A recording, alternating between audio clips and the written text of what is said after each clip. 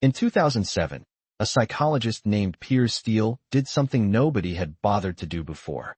He gathered decades of procrastination research, over 200 studies involving more than 24,000 people, and combined them into a single massive analysis. He wanted to find out, once and for all, what kind of person procrastinates.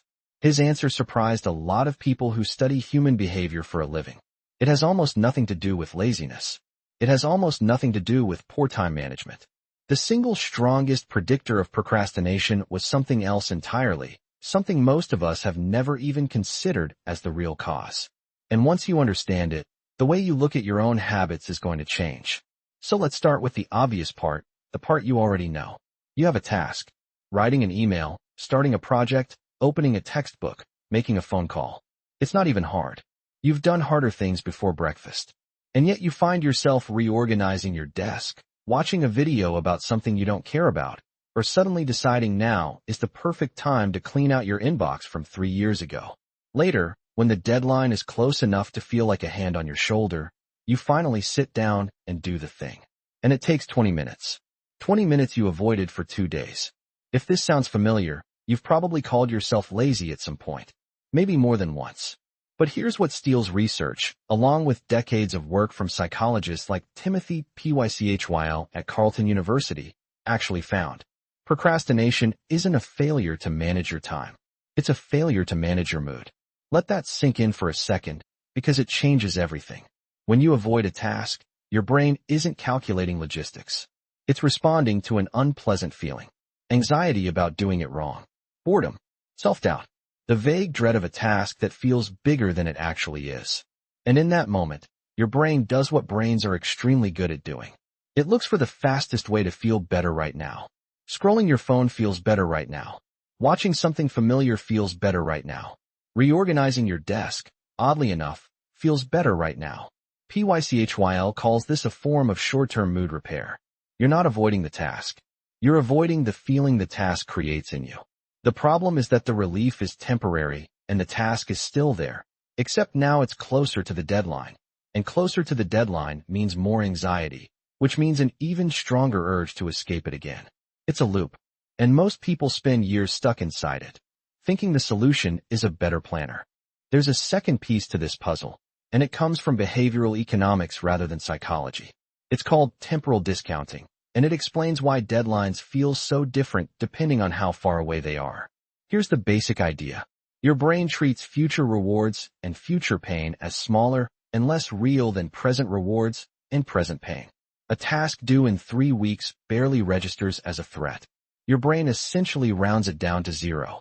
But the discomfort of starting it right now, that's fully real, fully present, fully weighted. So you're making a trade every single day. A small, immediate discomfort against a large, distant consequence. And because your brain values the present so much more heavily than the future, the immediate discomfort almost always wins. Not because you're weak-willed, because that's literally how the reward systems in your brain are calibrated. This is why procrastination gets worse the further away a deadline is, and why the same person who avoided a project for 3 weeks can suddenly produce their best work in the final 48 hours. The deadline finally became close enough to feel real.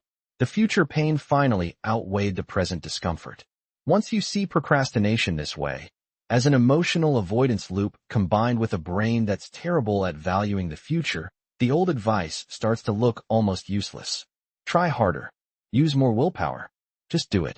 None of that addresses either mechanism. You can't willpower your way out of an emotional response. And you can't out-discipline a brain that's biologically wired to undervalue things that are far away. So what actually works? Let's go through it. The first strategy directly targets the emotional avoidance loop, and it's called the 10-minute rule. Instead of committing to finishing the task, you commit to 10 minutes of it. Nothing more. This works because most of the resistance you feel isn't about the task itself. It's about the size of it in your imagination. Starting an entire project feels enormous. Starting 10 minutes of it feels almost nothing. And here's the part that makes it powerful. Once you're 10 minutes in, the emotional barrier that was blocking you has usually already dissolved, and momentum takes over on its own. You don't have to trick yourself into finishing. You just have to trick yourself into starting. The second strategy comes from psychologist Peter Gollwitzer's research on what are called implementation intentions. Instead of setting a vague goal like, I'll work on this tomorrow, you attach the task to a specific trigger. Not, I'll exercise more, but after I pour my morning coffee, I'll put on my shoes and walk for 10 minutes. Studies on implementation intentions have found they significantly increase follow-through because you've removed the moment of decision. Your brain isn't asking, should I start now? Anymore. The trigger already answered that question for you. The third strategy deals directly with temporal discounting, and it's based on a study led by researchers Katie Milkman, Hongchen Dai, and Jason Reese, who discovered what's now known as the fresh start effect. They found that people are significantly more likely to pursue goals right after a temporal landmark, the start of a week, a month, a new semester, even a birthday. These moments create a kind of psychological reset. They make it easier to mentally separate your future self from the person who's been procrastinating. So instead of waiting for motivation, you can manufacture your own fresh start. You don't need January 1st. Monday works. Tomorrow morning works. The next new hour works, if you decide it does. And the fourth strategy might be the most important one, because it addresses the shame that keeps the whole cycle going. Research by Fuchsia Sorois has found that self-forgiveness after procrastinating actually reduces future procrastination, while guilt and self-criticism increase it. This seems backwards until you remember what procrastination actually is, an attempt to escape a bad feeling. If you respond to procrastinating by piling on more bad feelings, you've just made the next task even more emotionally loaded, which makes you even more likely to avoid it. Treating yourself with a basic level of understanding isn't letting yourself off the hook. It's removing the exact fuel that keeps the avoidance loop running. Put these four things together, and you get a completely different approach than the one most people default to. Shrink the task down until starting costs almost nothing. Remove the decision point with a specific trigger.